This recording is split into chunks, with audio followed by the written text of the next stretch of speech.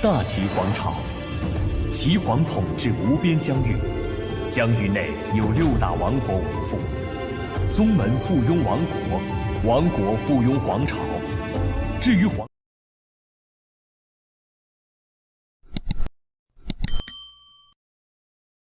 Bab 326-330. Ling Qian juga menjadi merah karena usaha untuk tidak tertawa, dan memelototi Ling Qi. Dia berteriak, "Enyahlah." Seolah-olah dia telah mendapatkan amnesti, Ling Qi menghilang dengan suara mendesing, dan dari luar terdengar suara tawa yang keras.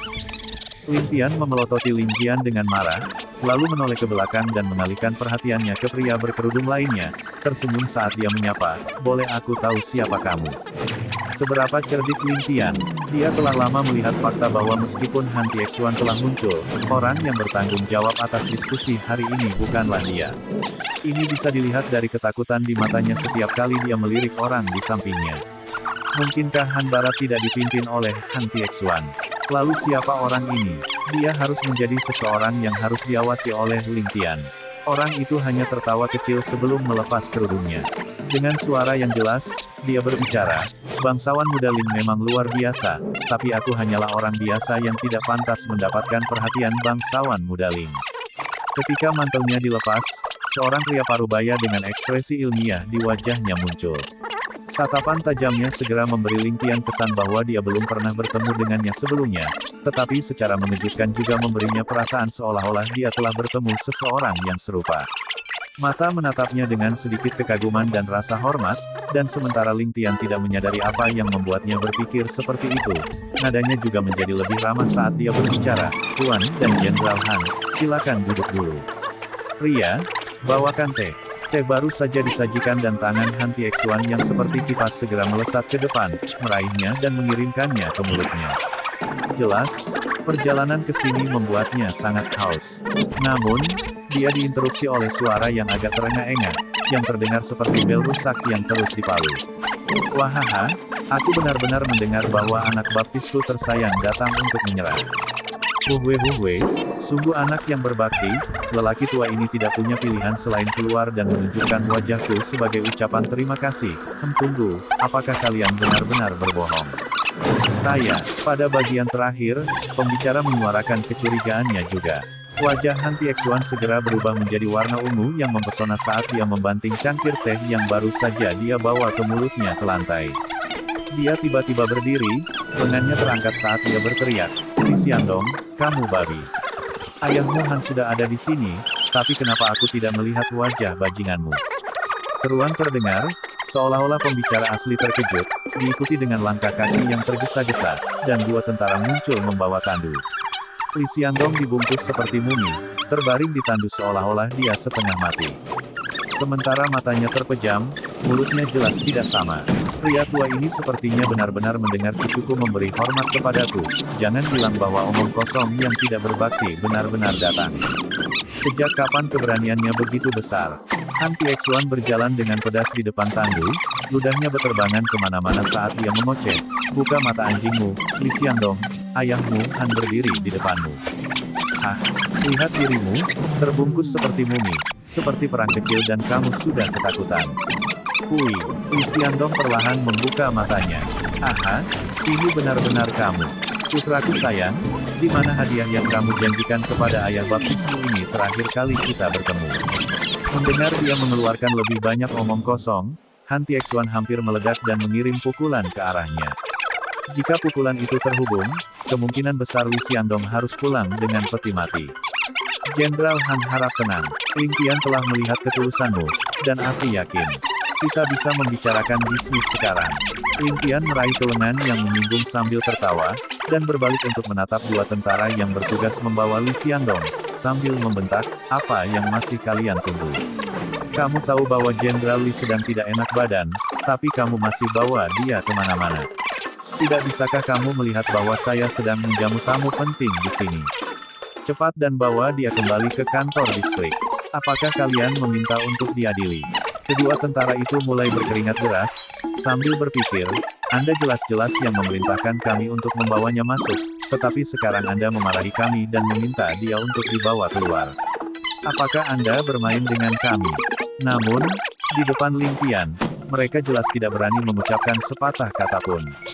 Pemimpin sementara penjaga, Ling 20, tampaknya telah berubah menjadi orang Ia, menganggukkan kepalanya berulang kali dan melambai agar mereka berdua membawa Li Xiandong pergi.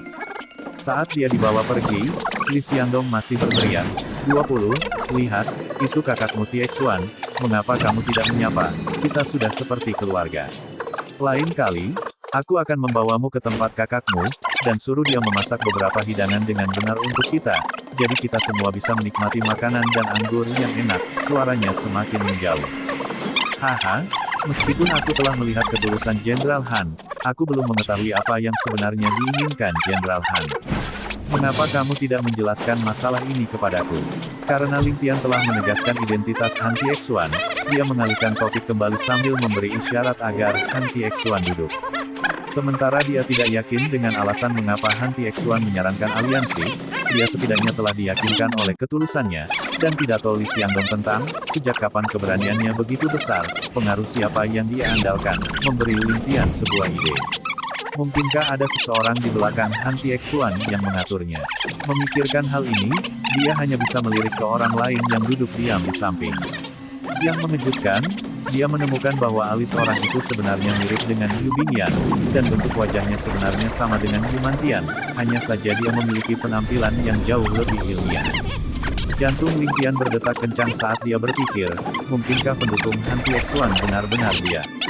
Namun, wajahnya tetap pasif, kecuali senyum kecil yang menggantung di sudut bibirnya. Jika pendukungnya benar-benar seperti yang dia pikirkan, maka aliansi antara dia dan Han Tiexuan akan berakhir dengan baik. Karena pelaku utama di balik pasukan Wei Utara adalah air angin surgawi, orang-orang dari keluarga Sui. Setengah baya itu telah menatap Ling Tian selama ini, dan setelah melihat bahwa Ling Tian menatapnya dengan ekspresi penuh pengertian, dia tidak bisa menahan senyum. Tatapan mereka bertemu di tengah, dan keduanya memalingkan muka, setelah mengembangkan pemahaman diam-diam. Ling Tian menganggap masalah ini mengejutkan, bagaimana air angin surgawi bisa begitu merajalela di daerah ini tanpa tiran lokal keluarga Yu berdiri. Sekarang dia mengerti bahwa keluarga Yu telah lama meletakkan kartu mereka. Dan tinju yang mereka keluarkan secara mengejutkan adalah tentara Han Barat. Dia tidak tahu bagaimana keluarga Yu mencapai ini. Han Tiexuan menatap pria parubaya itu, dan melihat bahwa dia hanya terus tersenyum tanpa niat untuk berbicara. Dia menoleh ke arah Ling Tian dan berkata, mengenai pertempuran sebelumnya, Han ini sangat terkesan dengan semangat kepahlawananmu dan orang-orangmu, menunjukkan, yang benar-benar berbeda dari sampah Wei Utara. Ide saya adalah agar kita melepaskan kebencian masa lalu kita, dan membentuk aliansi yang kuat untuk menyingkirkan anjing-anjing Wei Utara itu, sebelum berbagi rampasan. Apa yang muda bangsawan Ling memikirkan itu? Ling Tian malah tersenyum dan menjawab, saya yakin Tuan di samping Jenderal Han baru sampai di sini sore ini, bukan? Laki-laki berpenampilan ilmiah itu menjawab sambil tersenyum, benar, saya memang baru datang sore hari. Pertanyaan Ling Tian sangat aneh. Selain pria yang tampak terpelajar, semua orang di tempat itu, termasuk Han Tiexuan sendiri, tidak tahu apa arti pertanyaan itu. Sementara Ling Tian sudah yakin dengan identitas orang tersebut, dia harus mengklarifikasi apakah orang tersebut telah menghadiri perang antara dia, Wei Utara, dan Han Barat. Meskipun dia tahu bahwa orang ini tidak akan pernah merendahkan dirinya untuk membohonginya, dia tetap bertanya, hanya karena itu adalah kesombongannya sendiri. Setelah menerima jawaban positif, wajah Ling Tian menunjukkan senyum lebar. Pria parubaya itu menjawab sambil tersenyum, tetapi dia menggigil di dalam hatinya. Dari kalimat acuh tak acuh yang Ling Tian ucapkan, semangat yang tinggi dan pantang menyerah dapat terdengar dalam kata-katanya. Terlebih lagi, sepertinya Ling Tian memiliki kecurigaan terhadap keluarga Yu. Ling Tian melanjutkan, agar Jenderal Han dan Tuan datang secara pribadi, bagaimana mungkin saya Ling Tian masih tidak mempercayai Anda? Saya ingin berkonsultasi dengan Anda berdua untuk meminta nasihat, mohon bermurah hati. Sementara mulutnya berbicara, kalian berdua, matanya hanya tertuju pada pria parubaya itu. Setelah itu muncullah diskusi tentang pembagian harta rampasan, dan di sini ada beberapa argumen. Ling Tian benar-benar mengungkapkan keserakahannya dengan meminta 60% dari semua emas dan perak, serta pasukan dan perbekalan yang mereka peroleh dari perang. Han Tiexuan sebenarnya memiliki keuntungan saat berdiskusi, Tetapi setelah mendengar tuntutannya, matanya melotot saat dia menatap Ling Tian dengan marah, tidak setuju. Dia bersikeras pada pembagian yang sama. Ling Tian merenung lama, sebelum tersenyum dan menjawab, karena itu masalahnya, maka saya punya saran. Melirik mereka, dia melanjutkan, untuk emas dan perak, tanah di luar bantalan langit, serta tanah di Wei Utara, aku tidak akan mengambil sedikit pun. Namun, aku ingin setiap tawanan dari pertempuran ini, dan semuanya harus dilengkapi dengan kuda perang, satu set senjata dan baju besi, bersama dengan perbekalan selama 3 hari. Apakah kalian berdua setuju dengan ini? Saat dia selesai berbicara, tidak hanya Han Tiex-Wan tertegun konyol, bahkan para penonton seperti Ling Qian juga ternganga kaget. Kondisi ini bahkan tidak keras, bahkan mereka terlalu murah hati. Ini akan sama baiknya dengan Han Barat yang mengobarkan dan memenangkan perang sendiri, karena semua bahan berharga seperti mineral dan tanah akan menjadi milik mereka, dengan Ling Qian hanya mendapatkan hadiah puluhan ribu mulut lapar untuk diberi makan. Sementara para tawanan dapat dengan mudah dipindahkan, makanan mereka harus disediakan sebelum mereka dapat digunakan.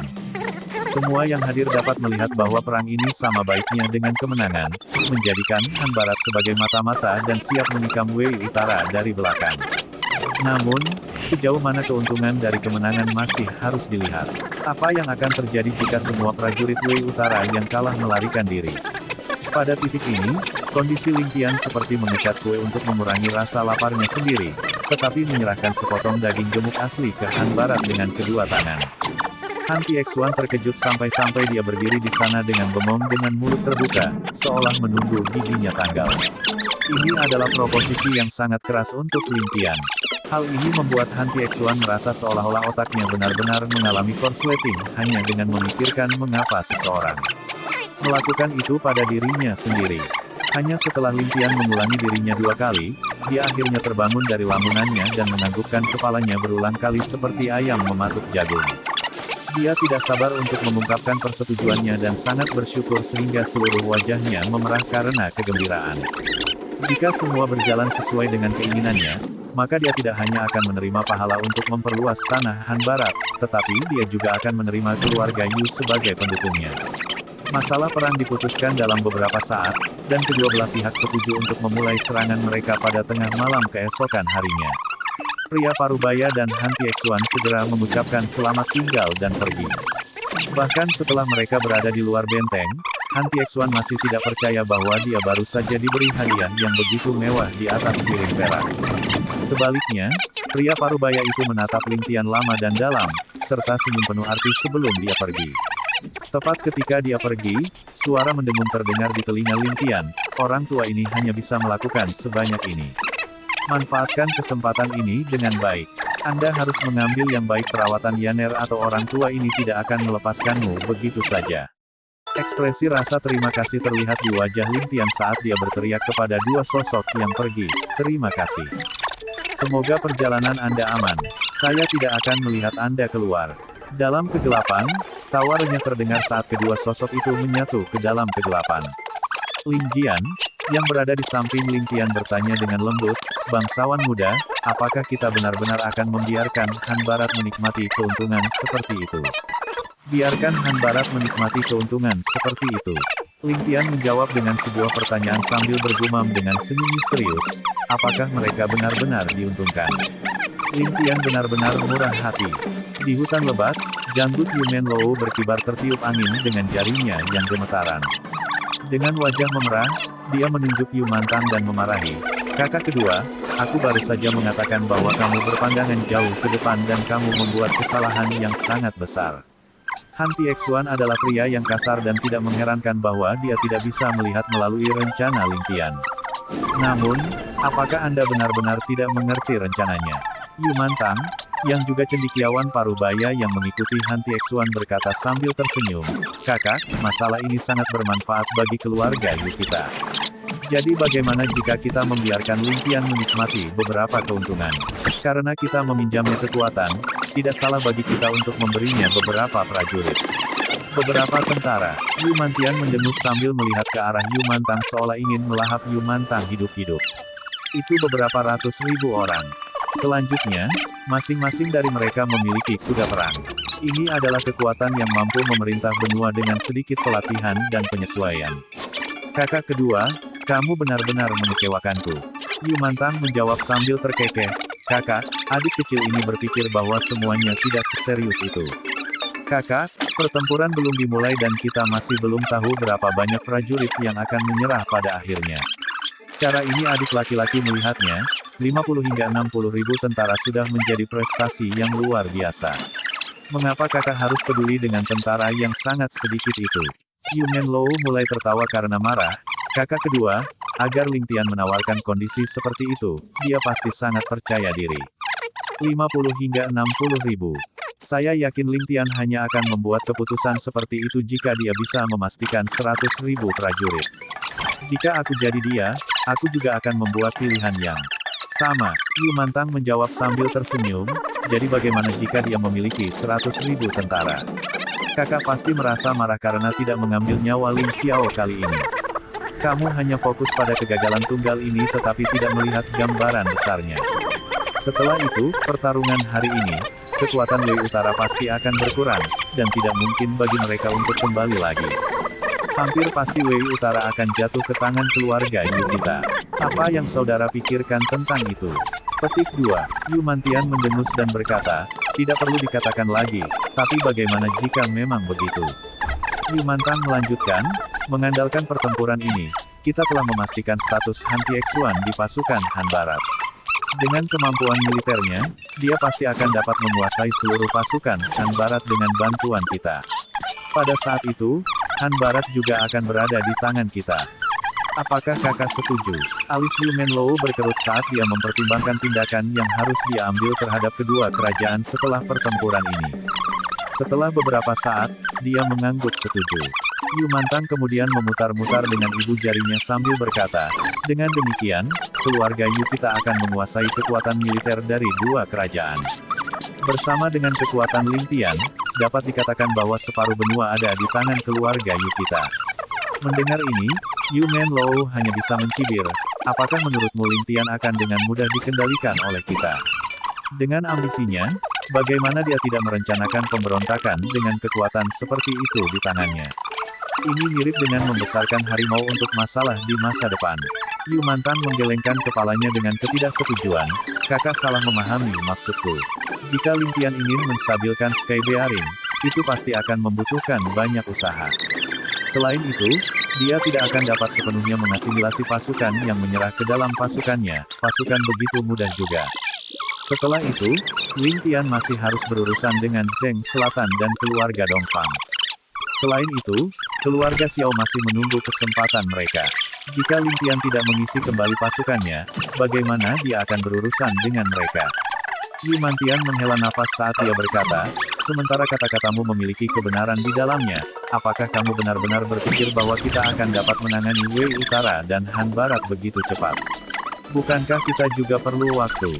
Selanjutnya, untuk wilayah yang begitu besar menjadi milik Han Barat, menurut Anda apakah mereka akan dapat mempertahankan perbatasan mereka dengan sejumlah kecil tentara yang mereka miliki? Sementara Ling Tian tampaknya memberikan semua rampasan perang kepada Han Barat, semua ini hal-hal dapat dengan mudah diambil kembali olehnya setelah dia menstabilkan kekacauan internal di dalam Sky Bearing. Tentara Han Barat hanya memiliki 250 ribu tentara dan sudah sulit bagi mereka untuk mempertahankan perbatasan mereka sendiri. Tidak perlu menyebutkan wilayah yang baru diperoleh. Jika itu masalahnya, bukankah semua manfaatnya akan sia-sia? Yu Menlou melanjutkan dengan gelisah, mengenai kekayaan yang diperoleh dari pertempuran ini, itu tidak lebih dari lelucon. Yu Menlou berkata sambil mencibir, ketika Ling Tian memimpin pasukannya ke medan perang, bukankah dia dapat dengan mudah merebut kembali semua kekayaan itu? Sementara keluarga Yu kita menerima keuntungan, kita juga akan dipaksa untuk mengekspos diri kita sendiri. Kita tidak bisa lagi bersembunyi di balik punggung orang lain dan bekerja dalam bayang-bayang. Jika demikian, bukankah kerugiannya melebihi keuntungan kita?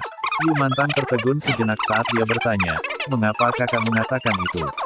Nada suara Yu Menlou dingin, setelah masalah ini, Ling Tian hanya harus mengumumkan bahwa pertempuran ini adalah hasil dari dia bergandengan tangan dengan keluarga Yu kita. Pada saat itu, kita pasti akan diekspos dan ditempatkan dalam sorotan. Dia bisa bahkan meminjam prestise kita untuk lebih mengembangkan kekuatannya sendiri. Selain itu, kekuatan lain pasti tidak akan mengimini kekuatannya. Dengan kebijaksanaan Lin Tian, dia pasti akan memanfaatkan kesempatan seperti itu. Bagaimana mungkin? Dengan kekuatan yang baru diperoleh Lin Tian dan perkembangan cepat, bagaimana mungkin yang lain tidak waspada terhadapnya? Yu Mantang benar-benar bingung. Hais. Yu Menlou menghela nafas panjang saat dia berkata dengan kecewa, jika kekuatan lain menyadari kita bergabung dalam perang untuk hegemoni, apakah mereka akan berpikir bahwa Lin Tian atau keluarga Yu kita yang memiliki yayasan 1000 tahun akan menjadi lebih menakutkan? Bukankah jawabannya sangat jelas? Sebagai perbandingan, semua kekuatan lain hanya akan mewaspadai kita dan bukan Lin Tian. Begitu, Yu Mantang menganggukkan kepalanya sebelum mengerutkan kening. Lalu apa yang harus kita lakukan? Negosiasi telah selesai, dan rencananya akan dilaksanakan hanya dalam waktu 2 jam. Saya khawatir sudah terlambat untuk mengubah apapun. Selain itu, jika kita menunda pertempuran, kita akan kehilangan kesempatan ini untuk mengalahkan Wei Utara dan air angin surgawi bersama-sama. Yu Menlou berkata dengan wajah pucat, kakak kedua, semuanya sudah diatur dan kamu masih bertanya padaku apa yang harus kita lakukan. Kedua belah pihak sudah mulai menjalankan rencana itu, dan sudah terlalu terlambat bagiku untuk mengubah apapun. Setelah berhenti sejenak, Yu Menlou menghela nafas panjang, kakak kedua, kakak ini tahu bahwa kamu selalu menjadi individu yang teliti dan berhati-hati, sehingga membiarkanmu menangani masalah yang begitu penting. Namun, kamu benar-benar mengecewakanku. Yu Mantang menundukkan kepalanya karena merasa bersalah. Adik laki-laki ini salah. Semoga kakak menghukumku. Yu Menlou kemudian memelototinya dengan mata seperti elang saat dia bertanya, kakak kedua, jawab aku dengan jujur. Apakah kamu punya agenda pribadi? Beberapa kata terakhir bergema di Yu Mantang. Kakak laki-laki. Yu Mantang mengangkat kepalanya dan bersentuhan dengan tatapan tajam Yu Menlou. Setelah tatapan mereka bertemu beberapa saat, Yu Mantang perlahan menurunkan pandangannya. Segudang emosi melintas di wajah Yu Menlou, frustrasi, kekecewaan, patah hati, dan bahkan jejak niat membunuh. Setelah beberapa lama, dia menghela nafas, memang benar. Lupakan, lupakan, ambil ini sebagai mas kawin keluarga Yu kita. Berbalik, Yu Menlou berkata dengan nada sedingin es, Mantang, bahkan jika kamu adalah saudaraku, aku tidak ingin hal seperti ini terjadi lagi. Ketika kamu kembali, serahkan semua tanggung jawab yang kamu miliki. Kamu tidak muda lagi, dan kamu harus menikmati waktu damai dengan adik ipar. Menjelang akhir, nadanya menjadi lebih lembut. Dengan desahan lain, tubuhnya melesat ke udara dan melayang pergi. Kakak, mau kemana? Yu Mantang bertanya dengan cemas. Dari jauh, suara geram Yu Menlou terdengar, pulang. Jika aku tidak pulang, haruskah aku tetap di sini dan melihat Lin Tian menangkap tentara yang menyerah? Dalam kegelapan, sesosok hitam juga mengikuti Yu Menlou. Yu Mantang menghela nafas dan melihat ke arah Nine Swallow City. Lin Tian, Yaner, ayahmu hanya bisa melakukan begitu banyak untuk kalian berdua. Hari ini, aku telah mengkhianati keluarga demi kalian berdua dan tidak akan pernah mendapat kesempatan lagi untuk melakukannya. Aku harap kalian berdua bisa melakukannya. Raih kesempatan ini. Jangan mengecewakan orang tua ini. Keluarga Yu kita telah mengecewakan Yaner selama 17 tahun penuh. Lin Tian, kamu harus merawat putriku dengan baik. Bahkan, jika dia hanya bisa bertahan hidup selama 1 hari, saya harap Anda akan membiarkan dia hidup hari itu dengan gembira. Bayangan pepohonan saling tumpang tindih saat vegetasi hutan bergoyang tertiup angin. Sosok kesepian Yu Mantang juga menghilang ke dalam bayang-bayang. Dalam kegelapan, Nine Swallow City dan Soul Extinguishing Pass diselimuti kegelapan. Tiba-tiba, di keheningan malam, terdengar suara derap kuda. Saat mereka masih jauh, kuda-kuda itu mendekat dengan cepat. Di malam yang gelap, pasukan kavaleri elit terlihat di cakrawala. Ada lusinan skuadron seperti itu. Namun, pasukan ini jelas bukan dari halaman keluarga Lin, tetapi kekuatan mereka sama sekali tidak lebih lemah dari para prajurit dari halaman. Setiap skuadron berukuran sekitar 5 hingga 600 orang dan yang terbesar berukuran tidak lebih dari 2000. Mereka sepertinya telah jatuh dari langit. Setiap skuadron hanya memiliki satu target, kamp militer Wei Utara yang besar. Suar sinyal merah kecil kemudian melesat ke langit dengan peluit keras, meledak di langit dengan ledakan keras. Langit langsung diselimuti warna merah cerah, menerangi langit malam yang gelap. Inside the Soul Extinguishing Pass, dentuman genderang yang berat mulai mengguncang udara. Tabuhan genderang terdengar seperti suara gemuruh guntur yang berat, bahkan membuat rerumputan di dataran bergetar karena getarannya. Para prajurit Wei Utara yang tertidur lelap tersentak bangun, tetapi menemukan bahwa mereka dikelilingi oleh jeritan pembantaian. Gerbang ke jalur pemadam jiwa tiba-tiba terbuka lebar, dan tentara kavaleri yang mirip dengan iblis di dunia bawah menembak seperti anak panah meninggalkan busur mereka, membawa serta aura seolah-olah mereka bisa menembus segala sesuatu di jalan mereka. Mereka menyerbu jauh ke dalam perkemahan Wei Utara, merenggut nyawa para prajurit seolah memindahkan panggilan Raja Yama sendiri. Pada saat itu, Ling Qian memimpin pasukan iblis. Guandao di tangannya melambai di sekelilingnya, menciptakan angin kencang saat dia membawa pertumpahan darah kemanapun dia pergi. Pada saat tentara Wei Utara menyadari apa yang sedang terjadi, Ling Qian sudah berada puluhan kaki di perkemahan mereka, meninggalkan jejak darah untuk menunjukkan jalannya. Mengapit kiri dan kanannya adalah Ling Jian, Ling Qi, Ling Feng dan Ling Yun, semuanya menunggang kuda. Mereka terbagi menjadi 4 arah yang berbeda dan membantai mereka juga. Lebih jauh di belakang mereka adalah Wang Han dan Feng Mo, membimbing 2 pasukan besar dan bergegas menuju perkemahan dari samping. Tepat di seberang tempat pasukan Ling Qian menyerbu masuk, puluhan pasukan elit juga bergegas masuk seperti harimau yang turun dari gunung, atau naga berenang melintasi lautan, dengan berani membunuh jalan mereka juga. Ada sekitar 20 kelompok seperti itu, dan semuanya menggunakan taktik membosankan pahat yang sama persis, dengan jumlah kebiadaban yang sama, mencabik-cabik tentara Wei Utara yang tidak siap. Dalam sprint yang tiba-tiba ini, tentara Wei Utara menyerupai sekumpulan domba tak berdaya yang menunggu disembelih. Siapa yang mengira bahwa hampir 400.000 orang kuat akan dikepung oleh 10.000 tentara yang remeh, dan dengan pihak yang lebih lemah benar-benar mengambil inisiatif untuk menyerang. Siapa yang juga mengira bahwa pasukan yang setengah mati sebenarnya dapat menampilkan kekuatan yang luar biasa. Hal yang paling sulit dipercaya adalah, dari mana sebenarnya Ling Qian mendapatkan begitu banyak bala bantuan.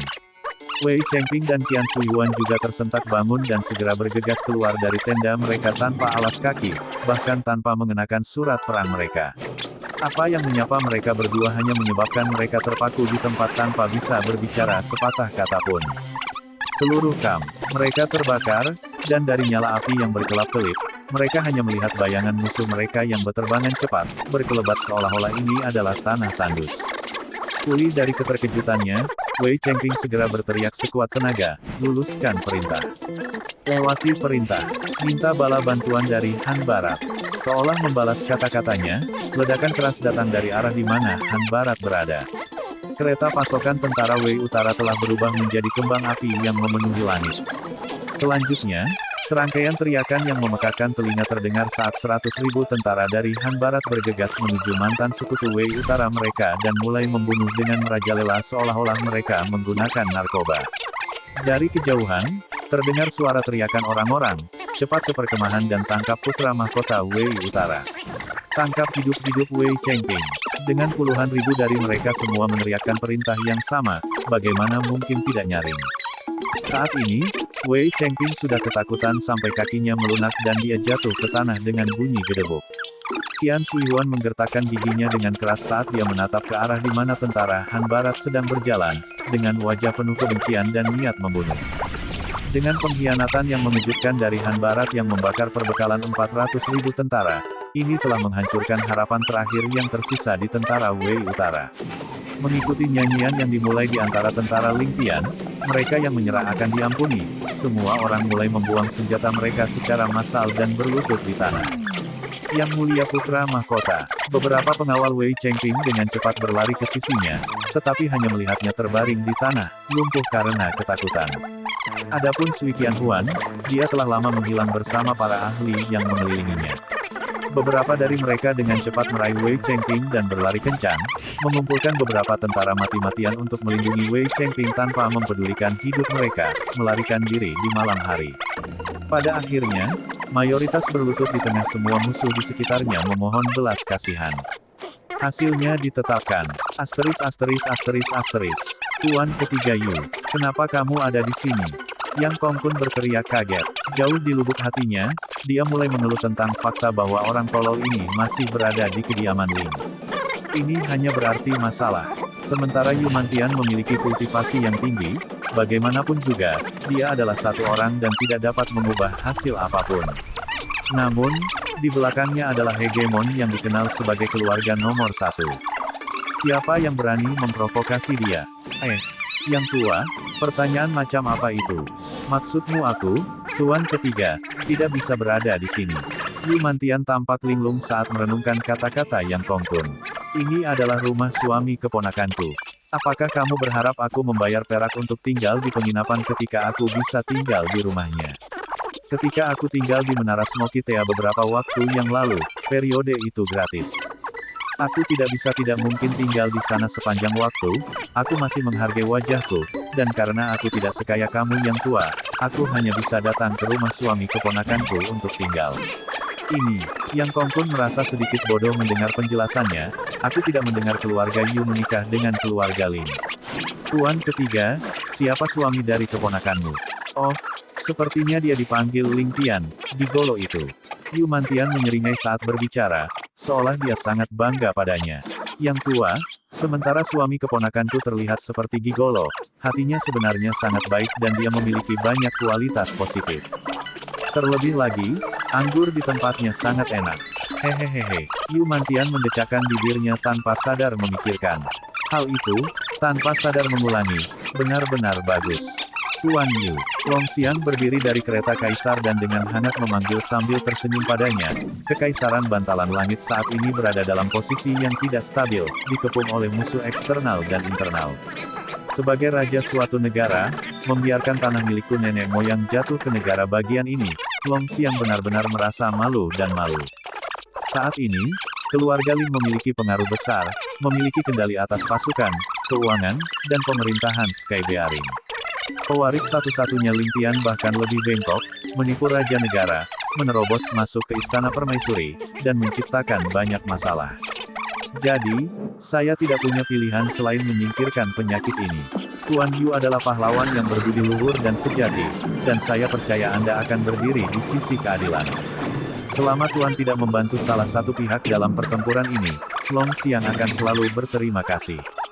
Kamu akan menerima karma baik untuk ini. Yu Mantian menggaruk telinganya sedikit, ekspresi bingung di wajahnya.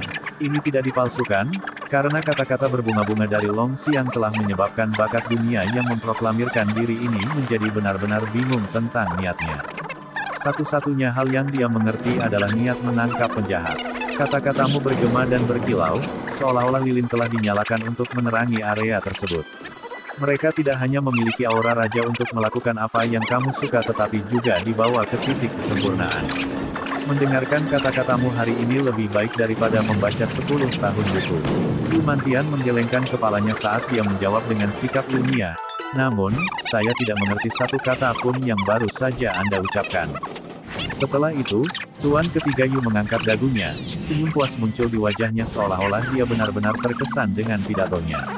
Secara bawaan, dia merasa pidatonya menginspirasi dan menggema. Dengan semua hiasan bunga pada kalimatnya, dia sangat puas diri.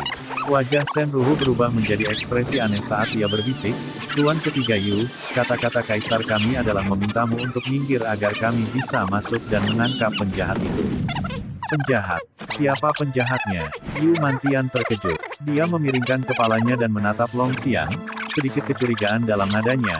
Apakah kamu mengatakan bahwa kamu mencurigai suami keponakanku sebagai penjahat? Itu benar. Semua orang di kediaman Lin sekarang dicurigai sebagai penjahat dari Bantalan Langitku, dan tidak akan diampuni. Longxiang memiliki ekspresi berat saat dia mengumumkan, saya harap Tuan tidak akan ikut campur. Sky Bearing selalu menjaga hubungan baik dengan keluarga Yu. Persetan denganmu. Yu Mantian tiba-tiba meledak marah. Bagaimana mungkin suami dari keponakanku menjadi penjahatmu? Dan kamu bahkan berani berbicara tentang hubungan persahabatan. Hubungan persahabatan, ibumu. Sebenarnya, Ling Chen telah memberi Yu Mantian tugas mengulur waktu, tapi sepertinya dia bukan orang yang baik untuk tugas itu. Dalam waktu sesingkat itu, dia sudah berkobar. Saat dia berteriak, wajah Longxiang menjadi hijau. Shen Ruhu berteriak, sungguh nyali. Untuk menghina rajaku, Bahkan jika kamu berasal dari keluarga Yu, hanya ada kematian yang menunggumu. Hahaha, Yu Mantian tertawa terbahak-bahak, tiba-tiba menatap lurus ke arahnya dan balas berteriak, sungguh berani. Untuk benar-benar bersikap tidak sopan di depan tuan ketiga ini. Kamu mungkin Raja Bantalan Langit, tapi hanya kematian yang menunggu Anda. Yang Kong pun menghela nafas dalam hati. Saat dia melihat Yu Mantian, dia tahu bahwa hubungan mereka sudah selesai. Dia sudah lama mulai mempersiapkan bagaimana menghindari kemarahan keluarga Yu di masa depan, tapi untuk saat ini, dia harus memastikan kehancuran keluarga Ling. Jika keluarga Ling tidak pergi, Yang akan dimusnahkan. Bagaimana perseteruan jangka panjang mereka bisa menjadi sesuatu yang bisa diubah oleh keluarga Yu. Dengan lambaian tangannya, beberapa ahli seni bela diri melesat ke depan, mengelilingi Yu Mantian. Untuk melawannya, mengirim tentara biasa hanya akan menyebabkan kematian mereka. Yu Mantian tertawa terbahak-bahak saat dia berseru, bagus. Orang tua ini paling suka berkelahi. Tinjunya tiba-tiba ditembakkan. Gemuruh besar tiba-tiba terdengar dari jauh, diikuti oleh nyala api besar yang muncul di pandangan semua orang. Asap hitam mengepul memenuhi langit. Melihat ini, wajah Yang Kong pun tiba-tiba berubah drastis. Suara dan nyala api muncul dari arah kediaman Yang-nya berada. Mungkinkah? Wajah Yang Kong pun memucat saat dia melirik ke kejauhan, sedikit keraguan di matanya. Li Outian, tidak perlu curiga, kekhawatiranmu adalah kenyataan sekarang. Suara tenang dan acuh tak acuh terdengar. Sarang tikusmu benar-benar selesai. Seorang remaja berjubah putih tanpa sadar muncul di atas pintu kediaman Ling. Ekspresi wajahnya seolah-olah mirip dengan dewa yang memandang rendah manusia, acuh tak acuh terhadap kegembiraan dan penderitaan mereka. Pada saat yang hampir bersamaan, ledakan keras lainnya terdengar dari istana dan awan asap besar membubung ke udara. Hahaha, betapa memuaskannya. Sebuah suara terdengar dan sosok seputih salju mendarat di samping Ling Lei. Pada saat yang sama, 3 bola hitam mendarat di depan Long Xiang dengan bau darah yang kental keluar dari mereka. Saat semua orang melihat ke atas, mereka melihat 3 kepala dengan wajah marah berguling-guling di lantai. Yang Kong pun melihat penglihatannya menjadi gelap saat gelombang pusing menguasai dirinya dan seteguk darah menyembur keluar. Tubuhnya mulai bergoyang dalam keputusasaan. Di sisinya, Yang Lei meraung saat matanya memerah dan dia mulai mengeluarkan raungan gila, bunuh. Bunuh mereka semua. Ketiga kepala ini adalah kepala putra terakhir Yang Kong Kun dan kedua cucunya. Tidak satu pun dari mereka yang berhasil melarikan diri dan mereka semua terbunuh. Kakak Dian memang kakak Dian. Bahkan dengan kita berdua bergandengan tangan, kita selangkah lebih lambat. 2 remaja muncul entah dari mana dan sebuah bola hitam terlempar ke arah sedan Long Xiang. Takut bola itu mematikan, penjaga Long Xiang dengan cepat membelokkan bola dengan serangan telapak tangan dan mendarat di depan sedan. Saat Long Xiang melihat ke arah bola, tubuhnya mulai bergetar. Kepala yang dipenggal memiliki rambut panjang yang terkulai ke bawah dengan sepasang mata yang dipenuhi rasa takut menatap Long Xiang. Dia adalah permaisuri, Yang Sui. Long Xiang melihat penglihatannya menjadi gelap dengan rasa manis di tenggorokannya dan darah segar mengalir di sudut bibirnya. Yang Mulia, apakah Anda menemukan familiarnya? Remaja itu bertanya sambil terkekeh, betapa cantiknya tiada taraf. Dia masih anggun meski usianya sudah tua. Aku hampir tidak tega membunuhnya sekarang. Oh, ada 2 lagi di sini. Dengan ayunan lengannya, 2 kepala lainnya berguling di lantai. Semua orang bisa mengenali bahwa kepala itu milik putra mahkota saat ini dan adik laki-lakinya. Tepat ketika Long Xiang dan Yang Kong Kun memimpin orang-orang mereka untuk memusnahkan keluarga Ling benar-benar mengambil inisiatif dan menghancurkan basis keluarga kekaisaran dan Yang. Bahkan permaisuri dan putra mahkota saat ini dipenggal dan dipersembahkan kepada kaisar. Sungguh metode yang kejam. Sampai saat ini, tidak ada seorang pun dari keluarga Ling yang keluar untuk mengatakan satu hal pun. Namun, mereka telah menggunakan metode yang begitu kejam untuk menunjukkan tekad mereka. Entah itu kematianmu atau kematianku, tidak ada harapan untuk rekonsiliasi. Ini adalah metode berdarah keluarga Ling. Atau mungkin, ini adalah metode berdarah yang telah dilatih Ling Tian kepada bawahannya. 10.000 orang yang hadir langsung ketakutan. Metode kejam keluarga Ling telah mengejutkan semua orang yang hadir. Jika keluarga Ling dapat dengan mudah membunuh permaisuri di istana yang dijaga ketat, bukankah mereka semua tidak ada artinya di mata musuh mereka? Mereka semua tiba-tiba berpikir tentang bagaimana Ling Tian menjadi terkenal dengan begitu cepat dan menunjukkan caranya yang kejam dan jahat. Menyaksikan bagaimana pemandangan di depan mereka sangat mirip dengan cara Ling Tian, pikiran yang sama muncul di benak semua orang, setan kecil tidak pergi. Menyelamatkan ayahnya tidak lebih dari lelucon. Dia masih di Sky Bearing dan memimpin keluarga. Ya ampun. Suara langkah kaki terdengar dari jauh dengan suara gemuruh dan keributan yang terdengar dari segala penjuru. Dinding rumah di samping tiba-tiba dibongkar dengan busur hitam yang muncul dari reruntuhan yang dihasilkan, mengarah ke semua tentara yang hadir. Hanya dalam sekejap, seluruh tempat dipenuhi pria. Atap dan jendela semuanya dipenuhi oleh pemanah dengan seseorang di sisinya memegang perisai besar. Panah yang berkilauan bisa dilihat di sekeliling, ditujukan pada para prajurit tentara kekaisaran. Laki-laki terlihat muncul dari segala penjuru, memegang pedang mereka dengan ekspresi percaya diri seolah-olah kemenangan ada di genggaman mereka. Saat Shen Ruhu melihat sekeliling, dia menyadari bahwa tidak kurang dari 20.000 tentara musuh. Mereka mengenakan pakaian dengan warna berbeda saat mereka memblokir seluruh jalan. Tiba-tiba, cahaya dari pedang bisa terlihat dari segala arah. Dari jauh, dua pria kekar mendekat perlahan di atas kuda mereka. Bahkan di hadapan para elit tentara kekaisaran, tidak ada satupun rasa takut yang terlihat. Penghinaan bisa dilihat di mata mereka. Ling Lei dan Ling Dian saling memandang sambil tersenyum, dengan pikiran yang sama muncul di benak mereka. Kedua orang idiot ini berpikir bahwa bangsawan muda itu mengejar mereka. Mereka menangis ketika bangsawan muda itu mengirim mereka untuk mengelola Violen Wind Gang saat itu, memohon kepada bangsawan muda untuk menarik kembali perintahnya. Tapi hanya dalam beberapa tahun, mereka sudah memiliki watak heroik. Disposisi mereka ini adalah sesuatu yang di masa lalu mereka tidak akan pernah bisa memegang lilin. Dari selatan, satu skuadron pasukan kekar mendekat dan yang memimpin bagian depan berwarna hitam dari ujung kepala sampai ujung kaki seperti batu bara. Satu-satunya warna putih yang terlihat di tubuhnya mungkin adalah putih matanya. Dia adalah Ling Five yang bertanggung jawab atas pabrik persenjataan Ling Tian. Dari jauh, dia mulai berteriak, semua orang bekerja sama dan bunuh kaisar berkepala dingin, tirani, dan anjing yang membunuh yang setia. Pasukan yang dibawanya juga mulai bergema, bunuh kaisar anjing yang tidak manusiawi ini. Suara mereka terdengar jauh ketika pasukan di sekitar mulai mengaum, bunuh kaisar anjing ini.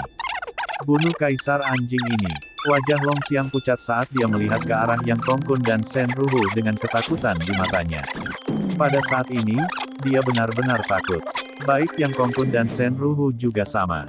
Meski bisa tetap tenang, penampilan pucat mereka telah mengkhianati rasa takut di hati mereka.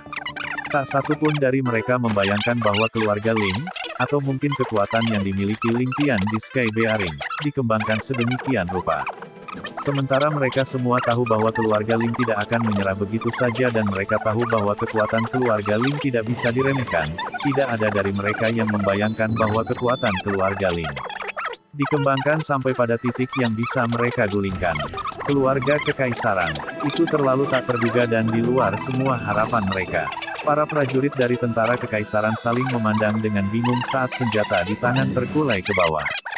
Pada saat ini, tidak ada dari mereka yang berani bergerak, dan bahkan nafas mereka terkontrol dan ringan.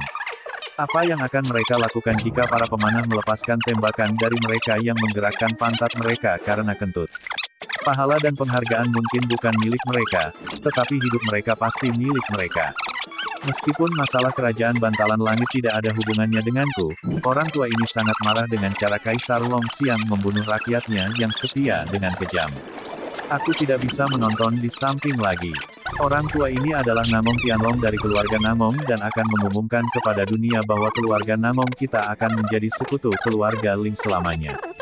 Bahkan jika keluarga Namong kita dihancurkan dari masalah hari ini, orang tua ini tidak akan menyesal. Kerumunan terpecah dan Namong Tianlong muncul bersama Namong Tianhu dan ratusan elit keluarga Namong. Mereka berdiri di depan kediaman Ling dengan wajah tegas, seolah-olah mereka siap untuk memberikan hidup mereka. Ling Lei melihat ke arah Ling Dian dan mengangkat bahu saat mereka berdua mencibir di dalam hati mereka, sudah terlambat. Sementara rencana Namong Tianlong untuk memberi mereka bantuan pada titik terendah mereka tidak terlalu buruk, itu sudah sangat terlambat. Jika anggota keluarga Namong muncul sebelum anggota Violent Lin Gang muncul dan ketika hanya ada Yu Mantian yang berdiri di depan kediaman Ling, terlepas dari apapun niat mereka, Ling Tian pasti akan memperlakukan keluarga Namong sebagai orang dekat mereka, sekutu mulai hari ini dan seterusnya. Namun, momen penundaan ini memiliki arti yang sama sekali berbeda.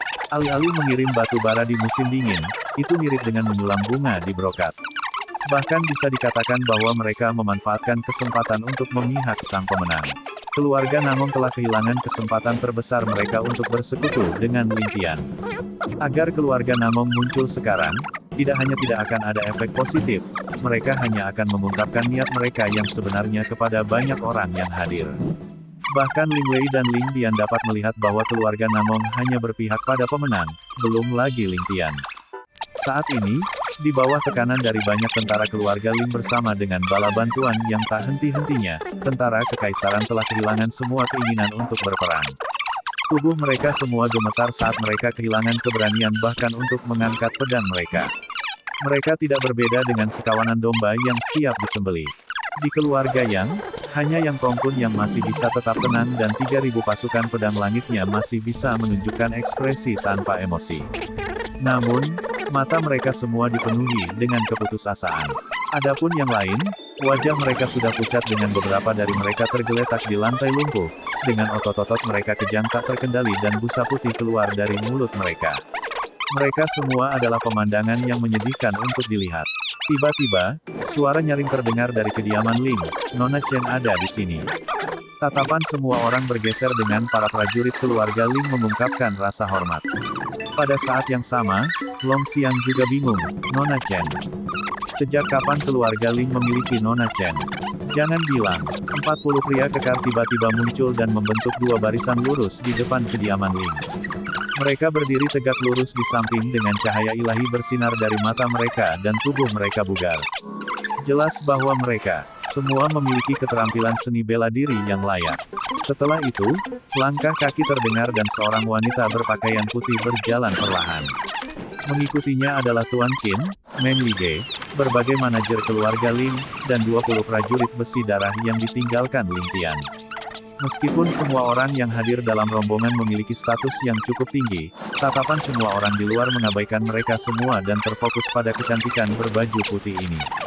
Seolah-olah itu normal bagi mereka untuk tertarik padanya. Semuanya setuju bahwa kecantikan ini adalah inti dari banyak anggota yang hadir. Dia adalah satu-satunya wanita yang diakui Ling Tian, Ling Chen. Wajah Ling Chen tenang saat dia berjalan keluar dari kediaman Ling secara perlahan. Seolah-olah bunga yang indah telah mekar di kota bantalan langit yang bising. Murni, mulia dan tidak dapat dikotori.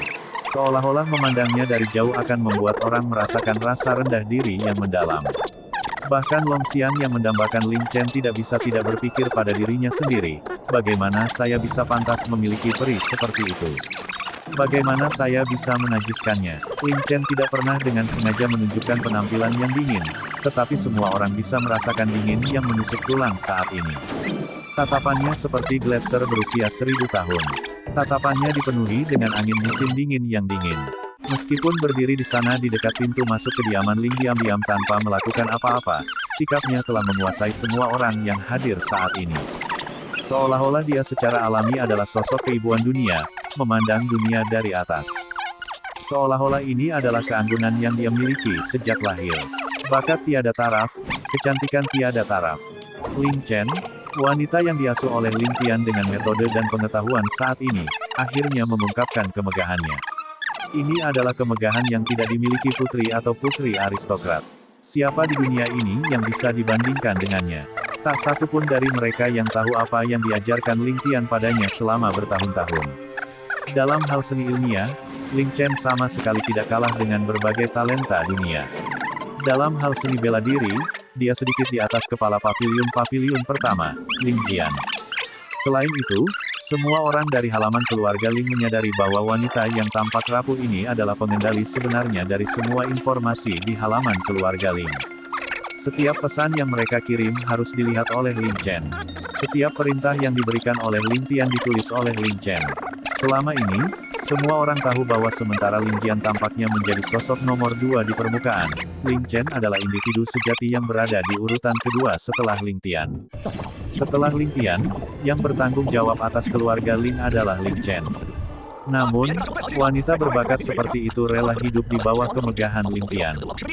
Jika bukan karena fakta bahwa Ling Tian tidak berada di Sky Bearing, Ling Chen pasti akan terus menyembunyikan dirinya.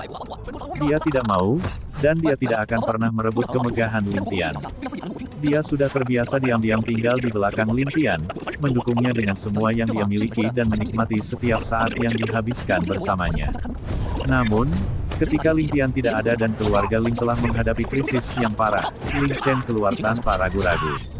Ini adalah pertama kalinya Ling Chen mengungkapkan kemegahannya kepada dunia. Dia seperti pedang berharga yang telah terkubur selama beberapa dekade, memukau dunia saat pedang itu terhunus. Sementara Ling Tian telah mengatur semua ini bertahun-tahun sebelumnya, Ling Chen telah sepenuhnya memanfaatkan setiap sumber kekuatan yang ditinggalkan Ling Tian untuknya. Dia telah mengerahkan setiap aset yang dimilikinya dengan sempurna. Hanya poin ini saja yang tidak bisa dilakukan banyak orang.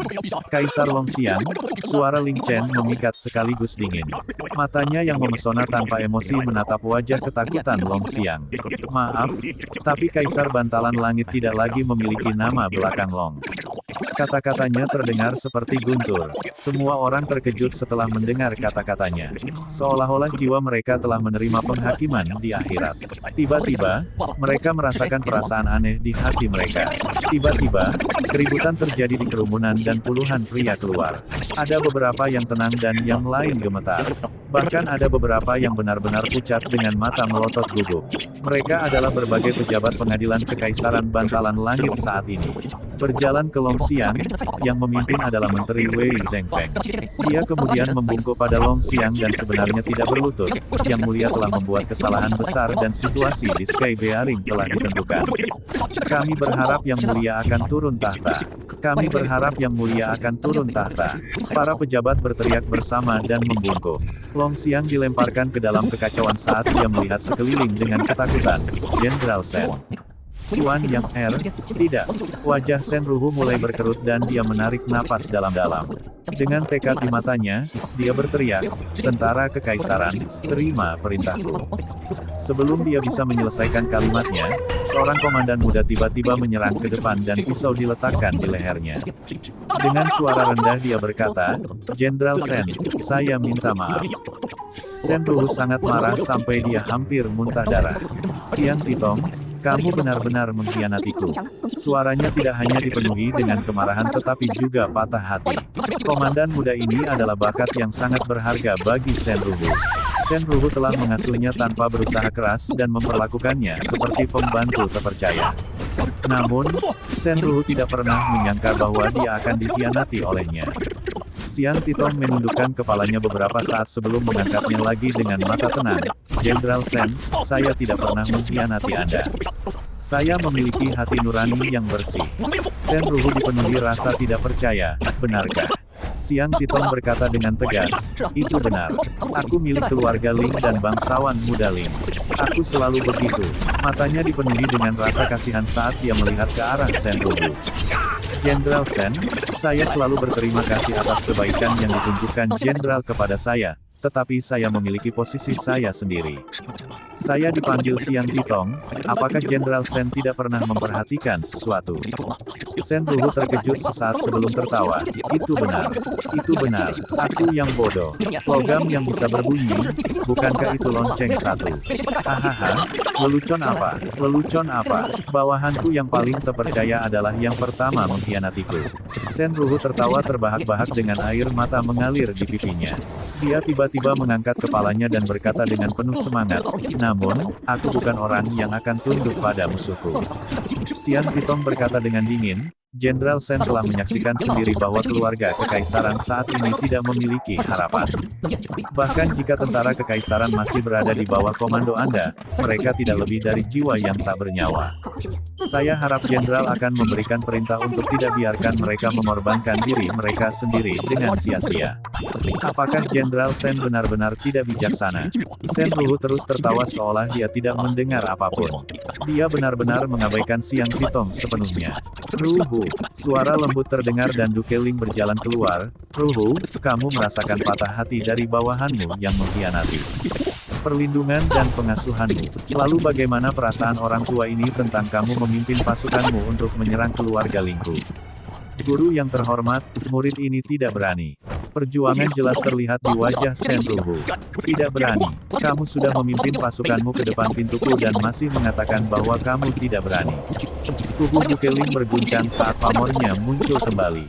Apakah lelaki tua ini juga musuh bagimu? Apakah kamu akan membunuh gurumu sendiri?